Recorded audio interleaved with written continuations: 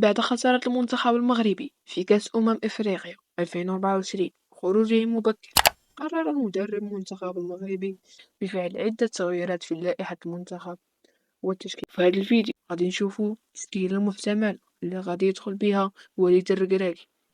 قبل ما نبداو متنساوش تفاعلوا معنا بواحد اللايك والاشتراك باش توصل جميع أخبار المنتخب المغربي.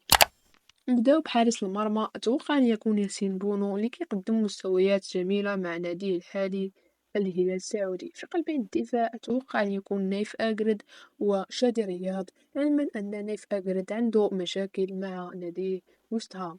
وفي الظهير الأيمن أتوقع أن يكون أشرف حكيمي، وفي الظهير الأيسر أتوقع أن يكون يحيى عطية الله، وفي وسط الميدان غادي يكونوا هاد الثلاثي هذا اللي هما أمرابط و عز الدين وناحي ودياس، علما أن أمرابط عنده مشاكل مع ناديه الحالي والمدرب. وفي الهجوم غادي يكون زياش وأيوب الكعبي اللي كيقدم مستويات رائعة في الفترة الأخيرة، وأمين عدلي اللي حتى هو كيقدم مستويات جميلة مع ناديه الحالي.